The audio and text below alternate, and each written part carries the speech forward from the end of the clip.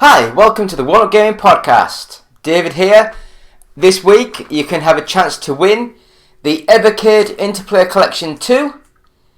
All you need to do is subscribe to the YouTube channel and leave a comment on any video that says Evercade for a chance to win this. With this game, you get a load of the Mega Drive sort of games. So you get Claymates, Earthworm Jim 2, Clay Fighter 2, Prehistoric Man, Rad Gravity, and the Brainies, or the Braining, is it Braining? I can't read it. But Evercade as a comment for a chance to win this cartridge. We also have, drop that down there, a t-shirt to give away. I think it's a large, and this t-shirt is from the old OUG team, and I'm just going to give it away. Subscribe to the YouTube channel and leave the comment t-shirt on any video for a chance to win this t-shirt. That, my friends, is the giveaway, so on with the show. David here, One Up Gaming, episode 364, and this is this week's news. So, guess we'll go straight into it. I don't know what to say. I don't know. I guess we'll just go straight into this week's news then. So, first of all, what am I doing? I'm trying to record this, there we go. So, first of all, the news is Nintendo confirms the original Mario voice actor, Charles Martinet, is stepping back from recording. So, he's been the voice of the plumber since 1991. So, I guess he will be getting really old now.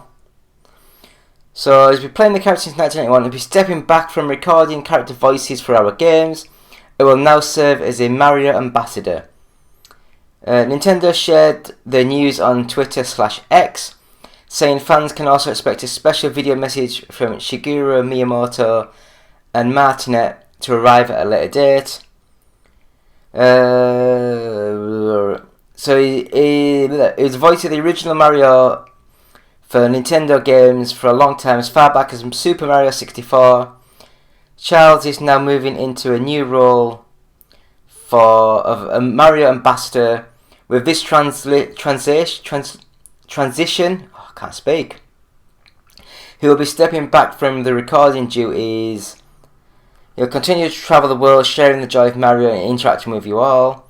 It's been an honour working with Charles to help bring Mario to life for so many years, and we want to thank and celebrate him. Please keep an eye out for a special video message, blah blah blah blah. Martinet tweeted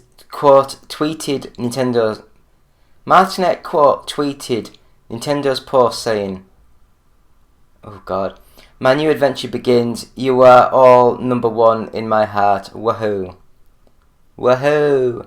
I don't know. So he got the job for Mario as he went to an audition at a trade show where he'd like to talk to people as a plumber. He obviously won the job. The first voiced Mario at trade shows for a 3D version of the character that was meant to be able to converse with attendees. His first video game appearance was in 1994's Mario Teaches Typing, but many come to know and love him in 1996's Super Mario 64. He will continue to not only voice Mario for Nintendo, but also Luigi, Wario, Waluigi, Metal Mario, Shadow Mario, Baby Mario, and more. So basically anything to do with Nintendo and Mario stuff.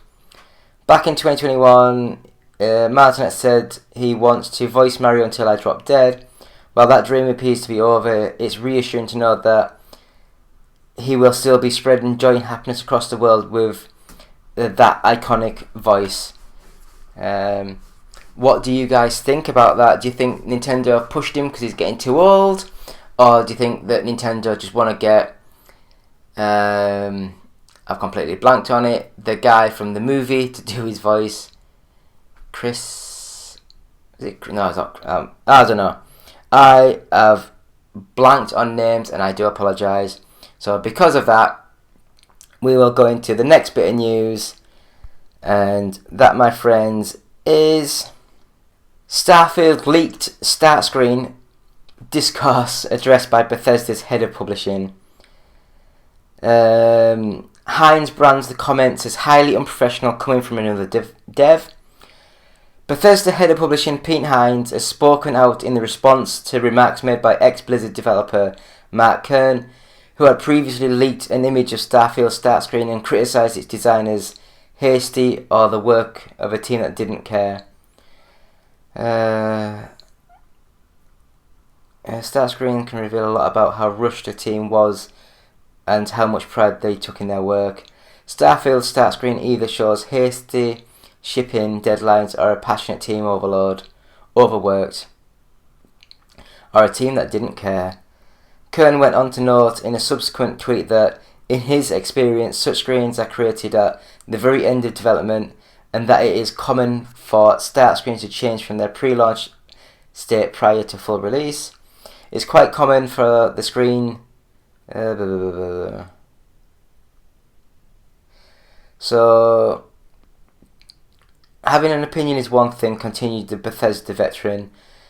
Questioning out a developer's care because you would have done it different is highly unprofessional coming from another dev. Numerous Twitter users were quick to defend the leaked start screen by highlighting examples of successful titles that boast similarly clean designs for their start screens, including the critically acclaimed Bethesda titles Fallout 4 and Elder Scrolls 5.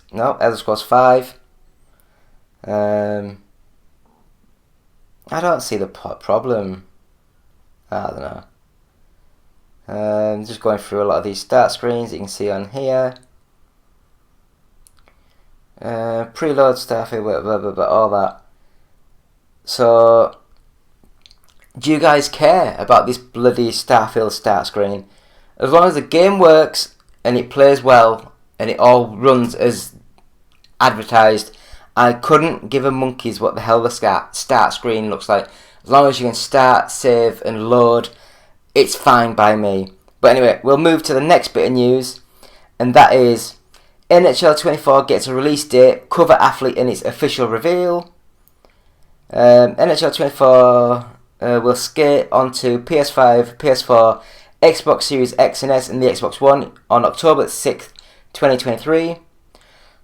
Colorado Avalanche superstar defenseman Kale Maka, I have no idea who that is, I do apologise, will be serving as the NHL 24's cover athlete, and one of the biggest selling points of this year's game is the brand new exhaust engine. This new engine, which is powered by Frostbite, aims to let players experience concentrated moments of intensity that hockey is known for. To help make that come true, the exhaust engine includes the sustained pressure system and the goalie fatigue system. The first one rewards offensive players who are playing aggressively in the attack zone and sets up some truly big plays.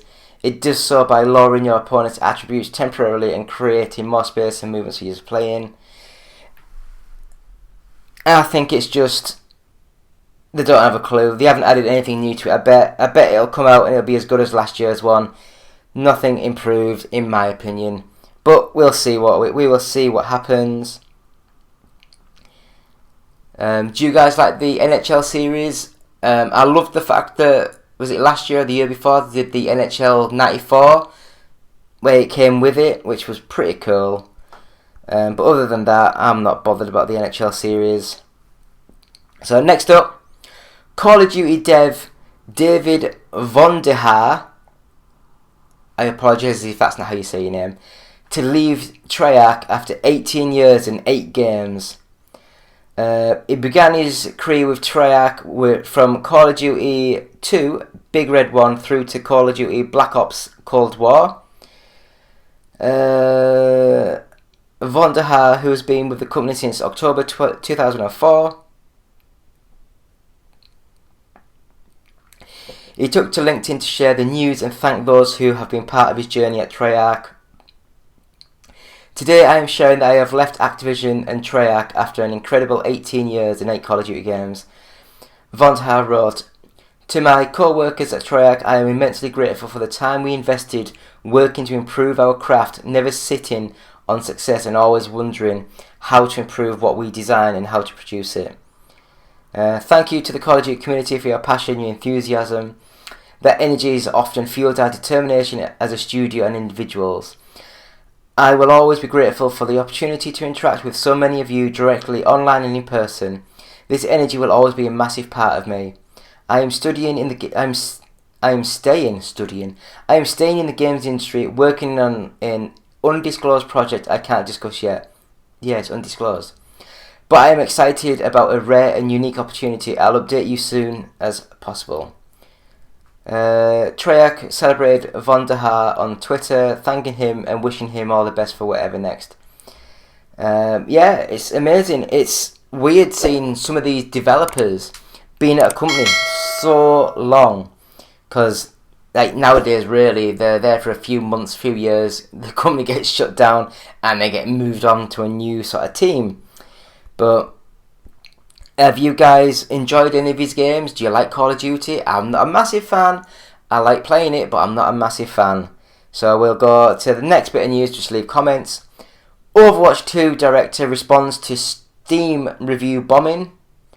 So Aaron Keller has taken the time out to not only respond to the game's unfortunate review bombing on Steam, but also to reassure fans that how much content is waiting for them. For those unfamiliar, Overwatch 2 launched on Steam on August 10th and quickly became the worst user-reviewed game on the platform ever. As of the time of our story, Overwatch 2 had a score of just 0.96% based on an approval rating of 10% from 92,000 votes. On Blizzard.com, Keller addressed the review bombing in stride. While he admits it's not fun to have your game to be the target of these online attacks, the joy in seeing new players join the game far outweighs it. We also launched on Steam last week, and although being review bombed isn't a fun experience, it's been great to see a lot of new players jump into Overwatch 2 for the first time. Our goal with Overwatch 2 has been to make the game more accessible than ever for more people to enjoy than before. Have you guys been review bombing this, or is this news to you? I'm not a big fan of a lot of these like first person seasonal games that come out. Are just like a game that you buy, you play through, and you just delete it off your hard drive. But yeah, leave comments, let us know. Have you been review bombing this game?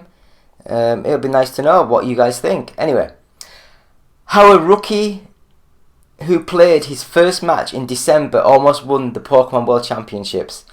I didn't even know the World Championships were still a thing. I thought it was something from like 2000 where people used to throw shit at each other. Look it up, it's quite funny. Spain, bad people.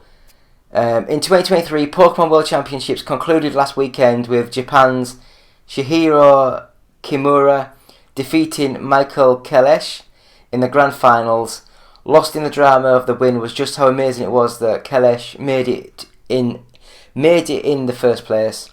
While Kimura has competed and found success in official tournaments since 2017, Kelesh is a relative newcomer to the scene. Doubles is the official format for the video game championships, but Kelesh only played his first doubles format game this past winter, mere weeks before the Liverpool Regional Championships at the end of January 2023. I had never touched doubles, so it was completely new to me this year. I have no idea what doubles is. He's not a complete rookie despite the recent beginnings of his competitive Pokemon journey. Kelesh has been playing in the singles format in Smogon's Simulator. I have no idea what any of this means. Pokemon Showdown since 2016. That's not that new really. He's also been watching competitive Pokemon for the last 5 years. Actually playing and competing though is relatively recent development. I've always had a dream to be a world champion, so I wanted to go to the different events, but I couldn't really afford it myself, so I needed to wait and wait and wait. This year I barely had enough money to go to all these events, and now I'm here. So yeah, are you guys happy to see this guy, or like me, I don't know. How do you play? Is it the Pokemon? Is it like on the cards? Do you play the cards, or is it like just Pokemon on a Nintendo DS sort of thing where you just play the game competitively? I don't know. I'll have to. Well, I say I'll have to watch it, but I'm not going to watch it. It's not my thing. But we will just have a quick go at a new bit of news, and that is Delta Force return teased. Full reveal at the Gamescom opening night. And basically, developer TIMI Studio Group has teased the return of Delta Force, the classic voxel-based military first-person shooter that debuted. Yeah, it made its first appearance on PC a quarter of a century ago. The new game will be a cross-platform effort spanning PC, consoles and mobile. More will be revealed at the proper unveiling next week at Gamescom opening night live. Large-scale multiplayer is a big part of the original game, and that appears to be the case in the new version. As you can see in the gameplay teaser trailer above, we asked the development team a few questions and learnt what we could... Yeah. So is this going to be like another 100 players, like 50v50 or something like that? Guess we'll have to have a quick look. Even large-scale PvP previous... Yeah, we'll have a look. I think I've got a Delta Force game for the PlayStation. I might have to play that and see how that holds up. Because it might have been crap to start with, so... I don't know. Are you guys excited for a new multiplayer-focused first-person shooter game? Let us know in the comments. Weird bit of news, this one, but the Nun actress claims Warner Bros. Is hiding how much they've made off her likeness in a new lawsuit. If you've heard of The Nun, one of the horror movies within Warner Bros. Conjuring universe, you've seen Bonnie Aaron's face as the titular demon entity. Aaron's is all over every bit of marketing for the film and its upcoming sequel, but now the actress is claiming that Warner Bros. Is hiding how much they've made off her likeness in order to short her on her profits, and is suing the studio for it. The lawsuit, which was first reported by THR Today, names Warner Bros. New Line Cinema and Scope Productions LLC for breach of contract, breach of the covenant of good faith, and fair dealing and accounting. It claims that they exploited the talent, creativity and likeness of Bonnie Aarons to enormous financial success and hasn't properly compensated her in accordance with her contract.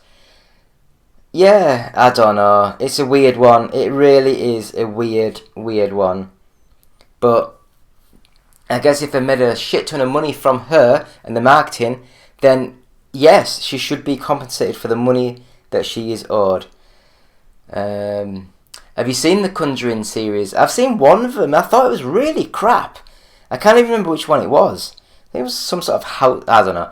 Anyway, The Flash gets a max streaming date and it isn't too far away. So The Flash will be speeding its way onto Max on August 25th, 2023. Max shared the news on Twitter with a very short message that said, "Worlds collide. The Flash will be streaming on August 25th on Max." I'm not going to go right into it, but I think that The Flash was a hell of a lot better than it got reviewed. It was fun, it was fruity, it was weird. I loved it. I loved all the little references, loved all the little sneaky cameo bits. I thought it was really, really well done. Let me know what you guys thought of The Flash in the comments. And please don't say shitty things. Keep it nice, keep it polite. I do understand that the lead actor for The Flash seems like a bit of a dick, but let's just keep it nice in the comments, alright? Please. So the next bit of news that we have got is Blue Beetle takes down Barbie with a not-so-super 25.4 million weekend box office victory. Barbie's 4-week streak atop the domestic box office has come to an end as DC's Blue Beetle has claimed the top spot. Unfortunately, it did so with not super ticket sales of 25.4 million in North America. As reported by Comscore, Blue Beetle brought in another 18 million overseas for the worldwide total of 43.4 million in 64 markets. Blue Beetle's domestic opening was weaker than the Suicide Squad's 26.2, Shazam! Fury of the Gods, which was crap, 30.1 million, and Birds of Prey, which was also pretty rubbish, 33 million. It surpassed Wonder Woman's 1984's 16.7 million, which that was crap. but that film was released during the COVID-19 pandemic and was also available on HBO Max on launch day. In our Blue Beetle review, we said, I'm not going to read into it. It seems a good little movie. I would expect it to have knocked Barbie off because this was like a big name movie to come out, and Barbie's been at the top for a few weeks now, and it can't keep getting the same people going to see it every week. But what do you guys think? Are you excited to see Blue Beetle? I've never heard of the Blue Beetle. It looks like is it Guyver? Was it the Guyver? Where it was like a movie from the early 90s where he turns into like a combat metal suit thing. I think that was Japanese. But anyway, we'll go into the next bit of news. And this one is just a little bit of fan service, fan fiction-y sort of stuff. And that is Taika Waititi. Oh God, I'm so sorry. That's pronouncing the name just disaster. Discusses what a potential Thor 5 would need to have. Thor Ragnarok and Thor Love and Thunder director has shared a few thoughts on what he thinks the potential Thor 5 would need, and one of those things is a villain stronger than Hela. As reported by Screen Rant, Waititi has interviewed for Titan's upcoming Thor Love and Thunder, the official movie special book, and a few words of... I have no idea what the flip's going on. While the book won't be released until September 19th, one of his quotes should excite those blah blah blah. What is left to do to him? It's got to be something that feels like it's carrying on with the evolution of the character, but still in a very fun way, and still giving him things to come up against. That feels like they're building on the obstacles that he has overcome. I don't think we can have a villain that's weaker than Hela. I feel like we need to step up from there and add a villain that's somehow more formidable. I don't know. I think Thor Ragnarok was one of the best Marvel movies I've seen. Thor Love and Thunder was watchable. It wasn't the best. It wasn't great. It was just a fun little movie. What do you guys think of that? Please leave comments in the comment section. I don't know.